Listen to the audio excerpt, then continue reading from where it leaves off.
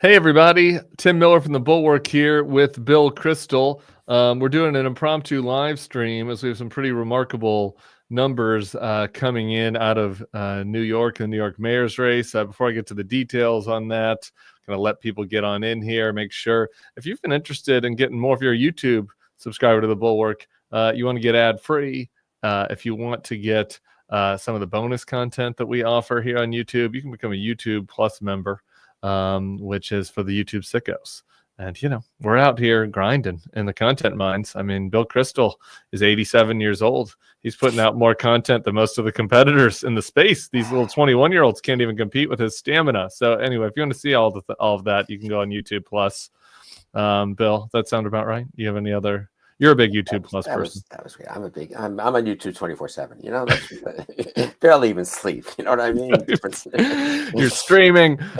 All right. Hopefully, folks have gotten in. I wanted to get to the results here. We don't have an official result yet, but all signs point to Zohran Mandani, the Democratic Socialist candidate, winning the Democratic nomination for mayor in New York.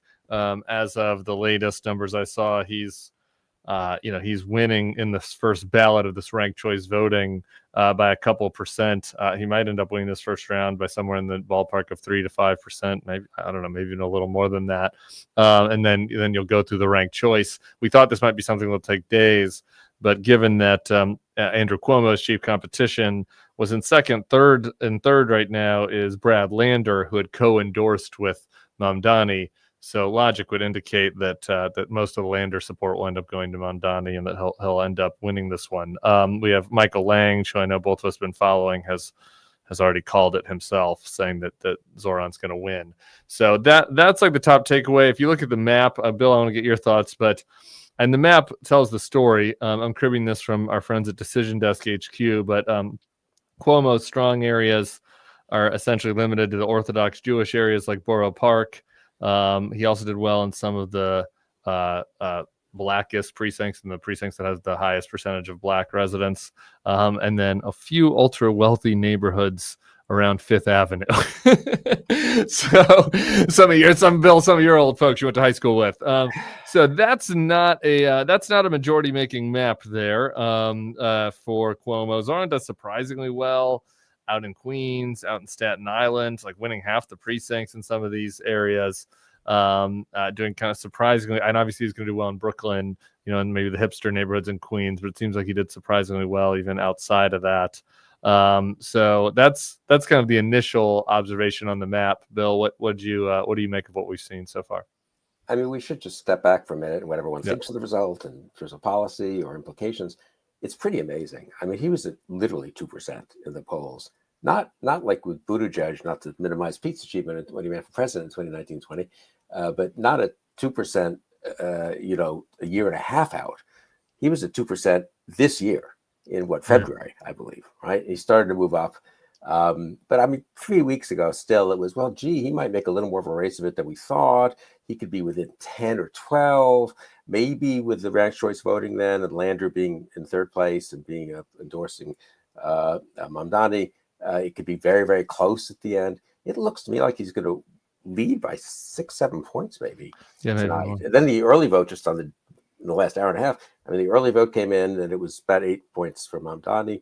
And people thought, okay, well, that's kind of what they expected if it was going to be very, very close because Cuomo would do better on the same day, on the election day vote. The election day vote has barely changed the numbers, actually. I mean, and the other thing is, as you said, the breadth. I mean, you exaggerate a little about Cuomo. He is going to end up with 400,000 votes or something. So it's not like only 12 Orthodox Jews voted for him.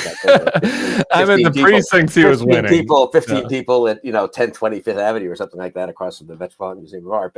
But still, it is pretty striking the breadth of. You can't get the number of votes Mamdani's going to get, which is going to be in the low 40% plus range, in a 1.15 maybe 1.2 maybe million. Voter primary. Yeah.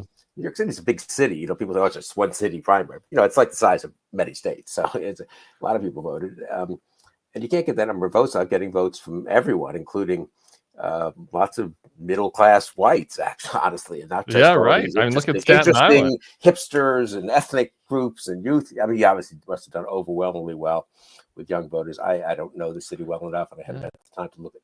I mean, Really results by borough. Let me just give you the results by borough right now as it stands. So Cuomo +9 in Staten Island. And some of the folks that I was seeing this morning looking at projections were like you'd win by 40. Yeah. So you are obviously doing well with working class voters in Staten Island. In the Bronx, Cuomo is +18. Mandani is winning in Queens with 90% in. That was and then I think that was kind of expected that he would win narrowly in Manhattan, which he has, and then roll up in Brooklyn. So, it is, I think the surprising result does come, kind of in those outer boroughs where it was thought that Cuomo would do much better. Yeah, it must mean he won. Those outer boroughs have a lot of different diverse groups and a lot of hipsters from Brooklyn. There's one part that I guess some of the New York political pros dubbed the commie corridor, which is the hipster areas through Brooklyn. And so it's not like Manhattan is, it's not like Greenwich Village is the only hip place in New York anymore, or anything like that. So it isn't more complicated to look borough. But basically, Cuomo had to win Queens. His father was from Queens. The Cuomo family, has won a lot of elections in Queens over 40, 50 years. And in that respect, that Mandani looks like he's going to actually defeat Cuomo in Queens. The more conservative people would usually say of the big four boroughs, Bronx, Manhattan, and Brooklyn, is pretty astonishing. It shows the degree of revulsion that obviously, it shows that Mandani ran an extremely effective campaign. I want to hear you, since you interviewed him, I want to hear from you about that. Yeah, I have some thoughts on that. But it also shows that people wanted change, and they did not want a 67-year-old almost three-term governor of New York who left. He had to resign in disgrace, and who decided to come back to the city, which he didn't like much, and bestow upon the city the gift of his mayorship, which he didn't seem to want to work very hard for. I mean, it is a kind of, in that respect, this is a novelistic situation, don't you think? I mean, this is one of all the races you've seen, I've seen, I feel like this one fits the most in a kind of well-written political novel, where you begin. Oh yeah, and the characters, like, how would you even have written it? I'm Mandani just in a lot of ways, and I think JVL wrote this, is kind of a caricature of what like a National Review Republican would think of a left person, right? So he is a fictional character, and then Cuomo is such a character. He's Muslim. He was born in Uganda. His mother's from India, I believe. I mean, went to Bowdoin. Yeah. And Cuomo is such a caricature. I mean, obviously the sex pest element, but he's a Nepo baby. I like the whole thing all the way down. You kept talking about the hipster neighborhoods, Bill, and I think that we might be able to kind of create a hipster index based on the percent victory of Mandani.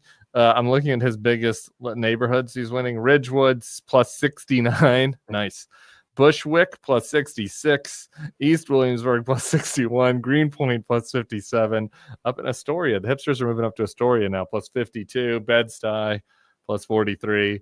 I mean, I think that sort of tells the story. East Village +37. If you look at the Cuomo side, I mean, he's running up the score up in like Far Rockaway, places like that. So but also, I looked at where I grew up, and Cuomo's winning the Upper West Side, which is actually a little considerably richier than when I lived there. But he's not slaughtering Mandani there. And when you add the Lander vote, and he's the cost endorsed with Mandani, the controller, Jewish, so has that appeal to the Upper West Side.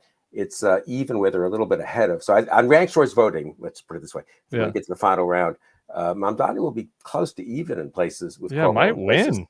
Like the Upper West Side. You still lose the Upper East Side. So you're still right about the Park Avenue, Fifth Avenue folks. They're not, I don't know. There must be, I mean, I've been texting with a few of my friends in New York didn't like Cuomo, but basically did not vote for Mandani. So they were Cuomo voters or at least put Cuomo on their rank and didn't put Mandani. Or conscientious objectors, Zellner Myrie voters. And they're they seem to be taking it okay so far. I mean, they're all okay. Well, that's good. Here's what I want to say: something property in the suburbs. I mean, let's say.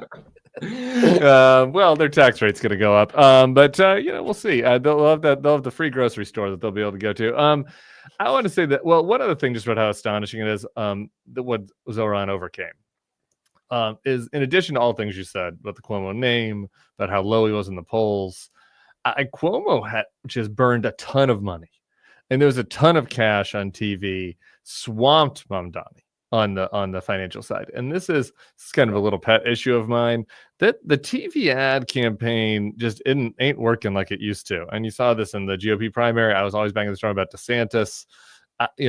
Like people, especially in these high impact races where people are paying attention, they're getting their information from these things, not from the TV ads. And so a lot of rich New Yorkers blew a lot of cash on Cuomo's TV ads. So sucks to be you.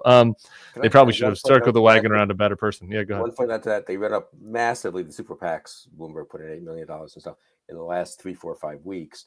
It's a lot of evidence now from the polling that Mandani gained in the last 3, 4, 5 weeks. And the best proof of that is that his election day vote was almost as good as his early vote, which is, those are late. The late break must have been, when they asked that question on the presidential election polls, who'd you decide? When did you decide? I bet. So you're absolutely right. The TV ads did no good. And if anything, were a contrarian indicator. Yeah. Tough break. So here's what I want to say about Zohran. And, because Zohran's gotten the business around here from some of our colleagues in particular, and I when I interviewed him, I had a chance to ask him about all the things I was concerned about with him from a policy standpoint. Some of the stuff that didn't get attention is stuff I cared more about, which was, particularly the kind of the track record of mayors such as him, of progressive mayors. If you look at Brandon Johnson in Chicago, is doing a horrible job. And even most Democrats think he's doing a horrible job. And so I was concerned, is he going to be able to kind of to go against the grain in a way that some others haven't? We might have a chance to see. It turns out, though, he'll have a general election against probably Eric Adams, maybe Andrew Cuomo again. But if Andrew Cuomo gets embarrassed tonight, I would be kind of surprised if he ran again. But we'll see. But here's what I was impressed with Zohran, and I have been out here saying to any Democrat that will listen that they're all running old playbooks, and that in big time races, maybe it's different in House races, and they're different. Abigail Spanberger, I think, has a different calculus in Virginia because there are a lot of things happening in Virginia. But in these competitive, high-profile races, they need to start running more modern campaigns, both tactically, which means going on freewheeling podcasts and showing your personality, being authentic, taking hard questions, not being scared of talking to my ass and having Cam Caskey be your fanboy on the side, right? Like doing it, letting it rip, showing people that you're a real person.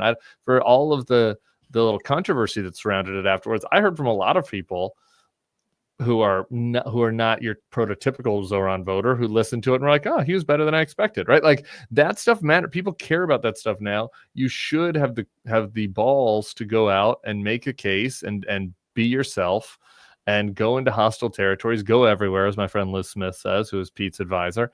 Zohran did that. Like he went everywhere. He did Derek Thompson in my podcast. He did Come Down like he did. He did all of the things. He was out there. Number two, put at the center of the campaign, not the identity stuff, but working class concerns. He did that. He campaigned like he was a man of the people. Andrew Cuomo literally, this stuff is kind of stupid when it comes to actual governance, but this stuff matters in campaigns. Andrew Cuomo took a car 5 blocks from the house that he's staying in, I don't think he even lives in Manhattan right now, to his voting place today. He had a driver and got out of the backseat of the car. Zohran, I think it was last night, maybe 2 nights ago, walked the length of Manhattan, was fist bumping guys. They were taking videos. Some people were shouting bullshit at him. He was shouting bullshit back. That is real. Like that shows that you're willing to humble yourself, to be a Democratic politician that's among the people, that cares about working class people. He is also able to break through the kind of political chattering class to folks who are outside of that. Like any Democrat can do this. I got into a little argument with one of a DSA type advisor on Twitter last night who was like, you can only do that if you're a Democratic socialist. Like you have to be the whole package. I disagree with that. I was like, any Democrat could do this. Maybe it wouldn't resonate quite as much as he did with certain demos for sure, but any Democrat could focus on working class issues, could get outside the bubble, could stop campaigning so cautiously, could let it rip a little more, could learn a little bit from Trump's tactics. Not that Zohran and Trump are anything alike, but just with that, being yourself and not caring about not being cautious about your words. And that's what people want now. And for him, it resonated. And it's great. And I think that despite my disagreements with him and my deep skepticism that he'll actually be a good mayor, we will see if he gets that chance. Like, people got excited. And the Democrats have had a long period of not exciting anybody. And I think that if they thought they were going to put up Andrew Cuomo's corpse and jack him through with TV ads, sorry, like that doesn't work anymore. And I hope that Zohran's campaign is a lesson to people of all ideologies on the left about like how to run a campaign in the year 2025, not in 2003. Yeah, that's interesting. I mean, I think as a person, I didn't follow. I haven't seen him that much. I saw him on your interview. I'm not inclined to think that a lot of the the standard lefty sort of socialist policies that he is. I don't quite know how much he cares about a lot of those, but I guess they're sort of close to his heart. And those aren't going to work, right? Rent control and public use supermarket, just because the regular supermarkets are gouging everyone. I don't know. I mean, I bet the margins for supermarkets in New York City are not widely very high. So I don't know. I think a lot of this is going to work. I'm not happy about the bringing the Intifada home, or what's the right? Yeah, globalizing the Intifada. You don't think we should have an Intifada in New York, sensitive in thing in New Queens? York, where there was Columbia. No, totally. It was a terrible answer. A terrible answer, and he believes it, which is kind of is it good or bad that he believes it, as opposed to just sort of saying it because some of his audiences want to hear it. But I don't know, is that going to affect what he actually does as mayor? I mean, it's a pretty, he's going to have to get along with the big institutions in New York. He seems like a very interesting person, though, I've got to say. I mean, I was struck also by he walked 10 miles through Manhattan on Friday afternoon and evening. Yeah. Manhattan's a very long actual island, and so it's a long walk, and it's very diverse. There's some very poor, a lot of Hispanic neighborhoods up north, and then Harlem, parts of Harlem, and then Columbia, and then the Upper West Side of it. And he just did the interactions I watched some clips after your interview. I was curious, and he's very good. I mean, some of this is just being a good politician. Some of this is Bill Clinton and sure. AOC and other people who are just talented. Yeah. Pals, right? And he is, and he's been in politics for a while, right? I mean, he's already been in the state assembly for 4 years. Part about being a good politician is just being uncomfortable in your own skin. Totally. And part about being comfortable in your own skin is just being let to be comfortable in your own skin. And I think that is something that, you can't teach it to some people. Jeb just naturally wasn't that comfortable in his own skin. George W. was, right? So Some of it is innate, but some of it is like, I don't know. I think that they're examples of folks who have been made, and I think Kamala is an example of somebody who is more cautious than she needed to be. And being a huge underdog helped in a way, because what was there to lose? For sure. So why not just True. Though I also worked for John Huntsman as a huge underdog who was very uncomfortable in his own skin. So it's not a guarantee. So what? I mean, what about the interview? I mean, so I saw the interview, but what struck you as you dealt with them a little before and after, and just kind of the whole process of it? You've done so many of these now. What struck you just as a kind of, in that respect, in the 45 minutes?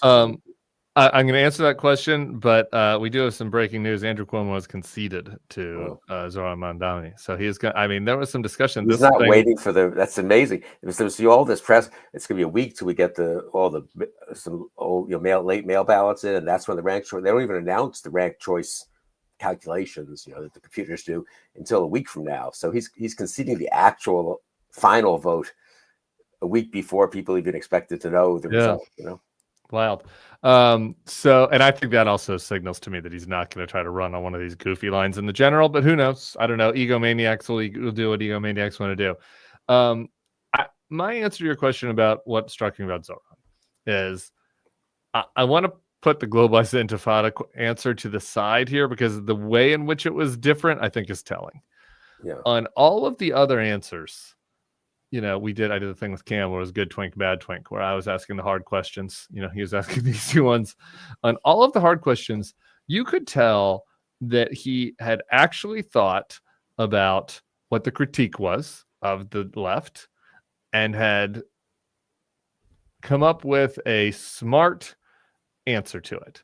Was it an answer like, if he wins the mayorship, if he wins the general, we'll see whether he actually follows up. But on the question of how too much red tape and too much, regulation, and how, I asked him about how Mayor Johnson in Chicago, it's like, when you build to get new affordable housing units, he had a point system where it was like, if you were a BIPOC, you got 11 points, but if you were able to save money, you only got 3 points.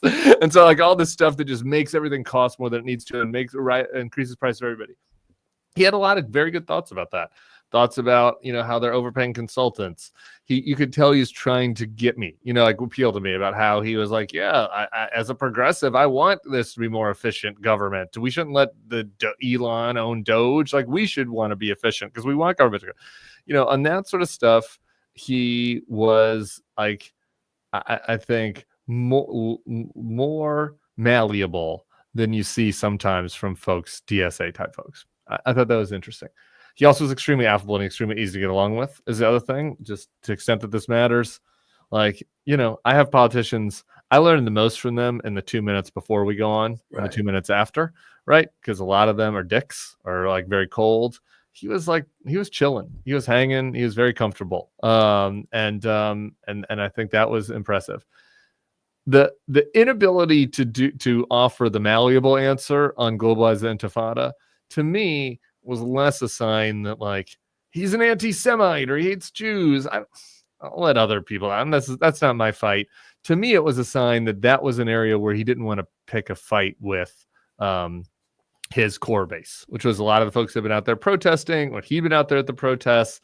And to me, that would worry me a little bit about him as a mayor. If he's not going to pick a fight with like the activist groups when it's called for. I mean, sometimes it's not called for. Sometimes he'll be aligned with them. That doesn't particularly augur well, right? Because just if you're going to be a fucking mayor of New York, it's a shit job. There'd be people complaining from your left, from your right, from your center, from your up. And he seemed reluctant to just say something that he thought might upset the core base. And to me, that was like the red flag of that interview more than, even though I really dislike the phrase globalized intifada, but the substance of it, I also disagreed with. But like projecting out to being a mayor, like that was the one part of the interview I thought was kind of a red flag. And I suppose one test or interesting thing will be, what will he do in the next few days? I mean, he'll obviously celebrate with his supporters as he should and praise them and thank them for their hard work. Will he? This would be in a way both conventional, but I think in this case the right thing to do, which would be, will he go meet with Jewish leader? Will he call together a meeting of the Jewish kind of establishment in New York and rabbis, but also business types and all this, and the Jewish Federation, and sort of say, look, we're going to differ on some things, and maybe on foreign policy. I'm mayor, so I'm not going to have really much to do with it, but I don't agree with you guys who are so pro-Israel, frankly, and fine, but I'm going to be diligent in protecting equal rights from everyone. Synagogues deserve the same protection as everyone else does, and from police, if Jews are being harassed, they shouldn't be harassed. I mean, I think it'd be important. He could get a lot of credit for saying pretty mild things that are basically everyone should believe, equal protection for Jewish students and Jews and neighborhoods and so forth. He doesn't have to go cater to the most extreme, people who, the most extreme people on the Jewish right, so to speak. I think that would help him. I think it would also take the edge off the globalized intifada thing, and actually, honestly, would suggest that maybe he could be a good mayor. I was thinking about the mayor thing. I mean, he's so young; it's just hard to know. I mean, I think that a lot of these very progressive mayors.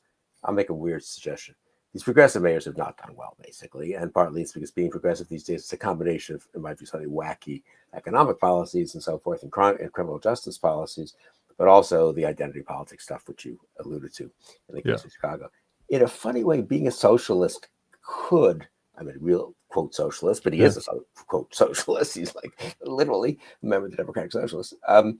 Could free him from some of that. I mean, in a way, they should look. So being a socialist means you sort of believe in more equality, and you believe in government should do a fair amount to make certain things happen, and housing and other areas. But it also doesn't necessarily imply quite the 2020-ish. You can free yourself from the shackles of the identity politics. Yes, and also some of the other progressive, just kind of silly, all that massive regulatory bullshit that Matt Iglesias and everyone correctly complain about. It wasn't created really by, that was created by liberals who were, I'm environmentalists. We can't build anything for 8 years here.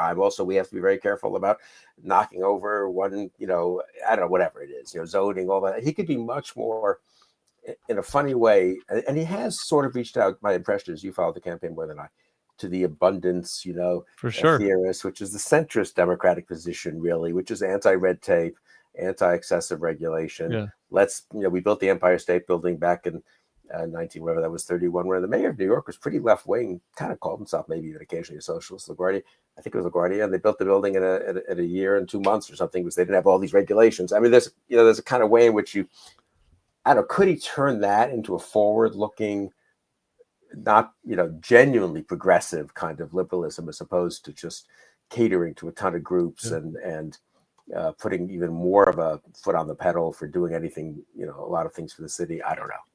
I wouldn't bet on it, but maybe. I've got Derek Thompson, who wrote the Abundance book, on the pod tomorrow, and so I'm interested to talk to him about it. He also interviewed Zohran, and they had talked about this concept called sewer socialism, which is kind of like a socialist that's focused more on fixing the sewer, like making sewer things socialism. work. I think the term, I know this because I looked this up an hour ago. So I thought, when we started to win, I thought, I wonder who's the last socialist mayor of a big city in New York. I had this vague memory. Milwaukee was the last one to have had one. They had a couple in the 20th century, interestingly, German socialists. And the Frank Zeidler, I think it's Zeidler, I think it's Zeidler, maybe Zeidler, 1948 to 1960, was a successful 3-term socialist mayor of Milwaukee. That's not like ancient times, right? 48 to 60. And in fact, well, it is for you, but not for me. I remember a lot of it vividly. And the Milwaukee Braves were there. Mother was born in Hank Aaron, Eddie Matthews, Warren Spahn in Spain. I mean, it was a great moment. Anyway, Milwaukee had a pretty good 12 years there, as I understand it. A lot of modernization. And the term sewer socialism, I believe, comes from his mayoralty, actually, this last socialist mayor, who was a kind of get things done sort of socialist. And so, anyway, just started. Yes. No, that's not an interrupt. That's interesting. This is what you're here for, Bill, to bring this historic. My is more of the political history, which is a lot of. I notice we have a lot of Zohran fans who've come in to watch this, and some of them I think wanted us to cry or something. I'm not that sad, so I'm happy. Welcome to the Zohran fans. Except for I saw one person with a free Luigi comment down there. This is not the safe space for that. Okay, we do not support murder here at the Bulwark. If you're a free Luigi man, I don't know, the Hasanabi or the Breaking Points feed are available for you. But we can hash stuff out.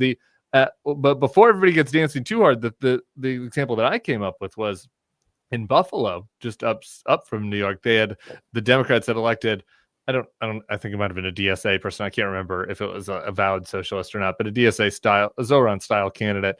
And then everybody kind of circled the wagons around a more centrist kind of independent candidate who ended up winning in the general election.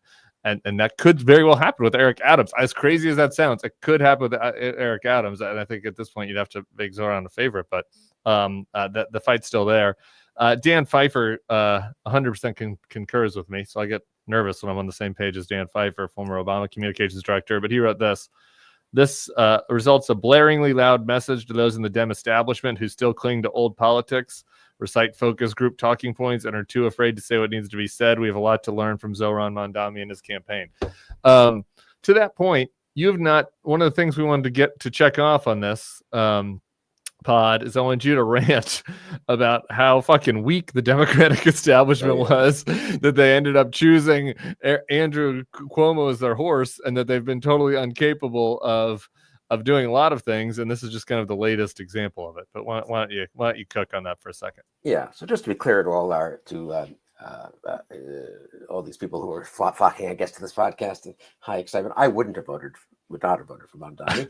I think they know. I think that's why they're here. No, they can be surprised. I'm woke these days. You are woke. I'm concerned about it. I do think on this Adams, on this question of the general election and stuff, one way to stop that from happening, I do think, would be to reassure people, not by selling out any of his principles or changing who he is, but by reassuring people that he does believe in, obviously, in public safety and equal justice, that he's not going to be on some kind of vendetta against, Jewish organizations or Jewish student groups or anything like that, and showing, just kind of what any mayor would do, reach out to all the constituencies, including those that didn't support him. He needs to sound a little like George H.W. Bush did after the election, whenever I'm going to be, mayor of all the people or whatever. Yeah. So I think he'll do that. Maybe he's doing it right now or in a few minutes. But having said, so you can blame the voters of New York. You can blame all those, I guess, Gen Z millennial types and all this for voting from the hipsters and the down the comedy corridor there and the parts of Brooklyn. When I hear the names, I still think of them. Just for a laugh, Andrew Cuomo during his concession speech said of Zohran, he touched young people. See, this is why you should. This is why the establishment shouldn't have circled their wagons around at Sex Fest. That's not a great quote, Andrew. Anyway, I'm sorry. Continue. Yeah, that's good. Yeah, that'll that'll confirm, I think, the 44% or whatever who voted for Zohran and the 63% who didn't vote for Cuomo, that they made the right decision today. Yeah, that's kind of amazing. So I think he can avert the fate that happened to that fellow in Buffalo. I mean, if Zohran sounds like a real lunatic, it isn't inconceivable that you could get. I mean, you got 44% of the vote in the first round. You didn't get 50. And it was a Democratic primary. There are still 20, 25. It's a small Republican Party in New York, but there's some 20%, 25% of the vote that's just out there. Yeah. It's going to be available to an anti-Zohran candidate to start with. And it could be Adams. It could be the Republican candidate, this guy Sliwa. With the hats, it's not going to be the Republican guy with the hats. So he'll Adams. The other problem Adams is having is that he cuts the deal with Trump. Well, I mean, just as a practical problem, like he cut a deal with Trump to help him on the immigration deportations, and so in New York City, might have moved a little bit more towards Trump this time than it did last time. But you can't win as mayor of New York running as a pro-Trump person. So I think that's going to be a big issue. Yeah, only if you can totally demonize the opponent, which they'll try to do incidentally. But anyway, it's a lot depends on. Assuming Zohran he seems like a very competent politician, so I'm going to assume he handles this fine and most likely wins. Democrat, but so you can blame the voters, or the Democratic establishment types can blame themselves. And I guess I am just astonished that they let the alternative become Cuomo. There were other people running who were sort of serious people. They could have all banded behind one of those people. They could have recruited someone in, a business type, a Bloomberg type or something, if they wanted, or any young Richie Torres, they could have made him run, right? I mean, it's the kind of more moderate, young, hip candidate. There are plenty of people around, and they sort of, I dealt with them a little bit, and they were kind of, this guy doesn't want to do it, and it's very expensive, and I was with someone, I shouldn't even say who, but interesting, not a well-known person, but an interesting 45-year-old business person, would have been never run, but the kind of person you could imagine really taking off if guy got some airtime and so forth. And this person talked to people about doing it, but no one was really willing to step up. It looks like Cuomo was going to run. And, it's expensive to try to be Cuomo, and the name is so strong, and he's got some of the old guys behind him from the old days. And I mean, there was this pathetic passivity. This is New York, right? I mean, how much money is there in New York? How many people who are there who should care about the future of New York, who are now going to lament the future of New York? And they gave a little money at the end to the Cuomo super PAC so they could waste $25 million on ads, as you said earlier. Absurd. And that's what they did. And incidentally, Chuck Schumer and Hakeem Jeffries, they're both from New York City. It's the first time, I don't know, maybe in American history, where the minority leader, the majority leader, the minority leader of House, the minority, you know what I mean, and the minority leader of the Senate are both from New York City. Maybe not the first time, certainly rare. And they couldn't get themselves and 20 donors together and say, hey, we can't have Cuomo. This 33-year-old is a nice kid, but he can't become mayor this time. And so we have to do something else. I don't know. If a political party can't, that's what parties do. I mean, what is the case for political parties? It's not that they're full of policy geniuses. It's not that they're, the most upstanding, wonderful civic organizations in the world. It's that in the crunch, they can make some tough decisions and stop the bad things from happening and get some serious people into these races and support them. The DNC is running a YouTube competitor of ours right now, which is like a Potemkin North Korean style fake news effort. So I think that's what the DNC was up to. Look, here's the if you just combine all these things, as this race is a microcosm of the broader problem for the Democratic establishment. They put up a guy way past his prime, and everybody circled the wagons around him. They ran a campaign straight out of 1998 with Andrew Cuomo, where it's literally he ran a fucking Rose Garden campaign for mayor of New York when he hasn't even lived in New York for a while. They did not. They refused to have any kind of creative thinking about what the potential options are, and they let a populist upstart candidate just run circles around them. and he absolutely deserved to win, just purely based on the campaign mechanics of it. Like he just totally did. And it just shows how feckless and weak the Democratic establishment is, and uncreative. Like, to your point about the Cuomo, it's like, oh, we'll settle for it. If you put yourself in the head of like the big donors and the big strategists in New York, and it's like, oh well, what are we going to do without Cuomo? Cuomo could have been beaten. They put up a dynamic center-left candidate with name ID with money behind them. They could have run Cuomo Zohran ran Cuomo on the ground doing TikToks and doing podcasts and walking down the street. Like they could have run Cuomo into the ground earlier. He was a horrible candidate. It was a moral abomination that they got behind him.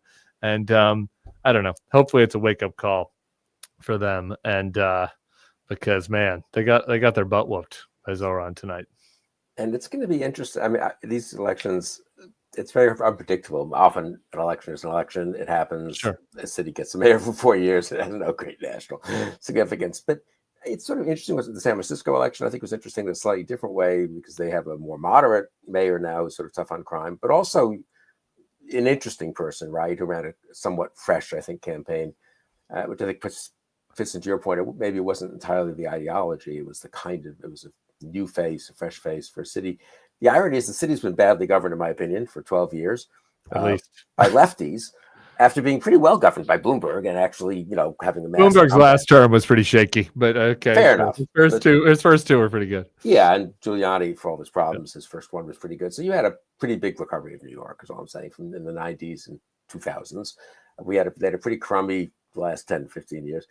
The Bayers Adams a little more complicated, but certainly de Blasio left, and ripe for, I think, a kind of, modernized new version of Bloomberg-ish type stuff, right? Which is what incidentally, all the abundant stuff, which is new and fresh, which I like. Don't get me wrong. I'm not making, is kind of Bloombergian, right? Bloomberg has looked at a little less nanny state. Bloomberg had his nanny state. Bloomberg had the nanny state stuff with the big, the Cokes, or the giant Coke, Cokes. What was that about? Yeah, big gulps.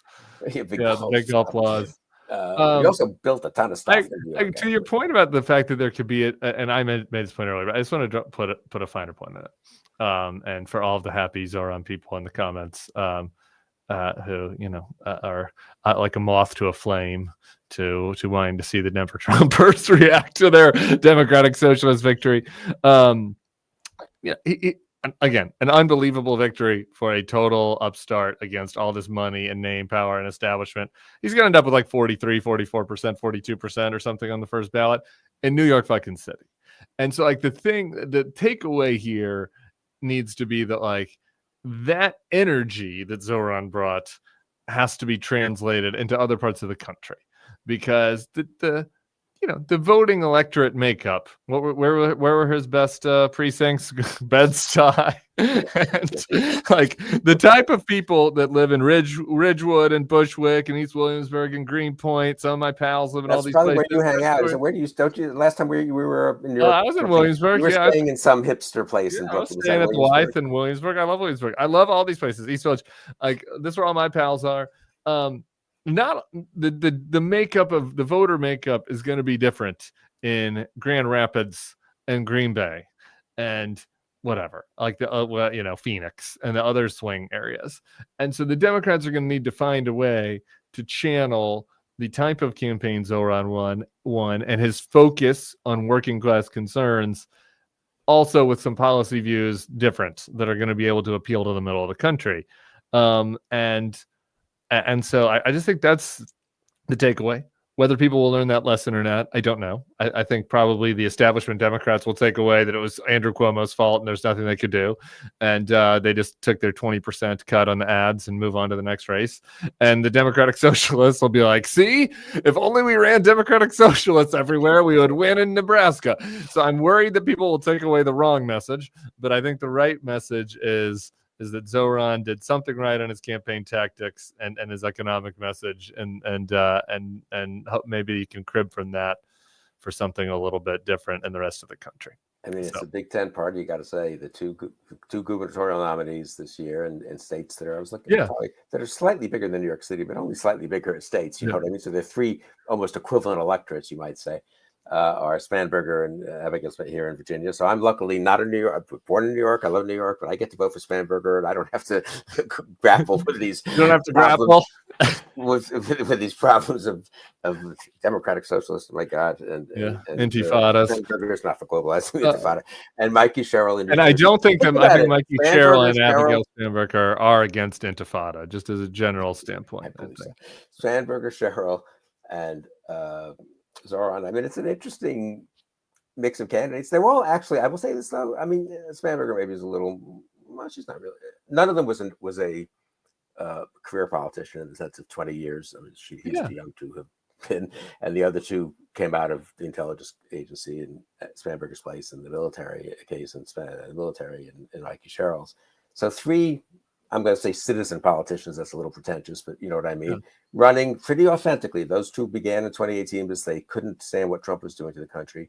I think Zohran's a little more always been thinking about politics, it seems like, for several years, but still he saw the moment and went for it. So I think that's not a bad model. You know, let's not nominate. Democrats would be better off not nominating the guy who served for 27 years in the state legislature, worked his way up, and has not offended anyone. The donors think he's good because he already has high name ID because he's run 2 or 3 times. Maybe he's run statewide and lost once, but it's always good. It's once you've lost once, you got the name ID, so you can run again. My friend Michael Wood, whom I've been in touch with, who's thinking of running, and I think it's likely to actually for the Democratic nomination for Senate in Texas, having lost a congressional race as never Trump Republican 4 or 5 years ago.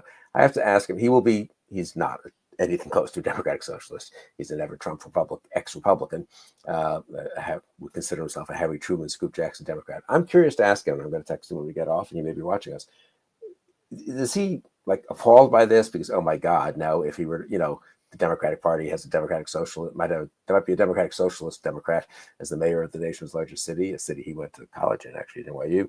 Or is he sort of think, you know what, I'm of course going to run as a, ex-military, ex-Republican, Harry Truman, Scoop Jackson Democrat, but in a way, this cheers me up, right? That he won. I'm very curious to see what Michael and people like Michael make. It is going to take different types of candidates. It's something I keep saying, like the Democrats have a very different coalition.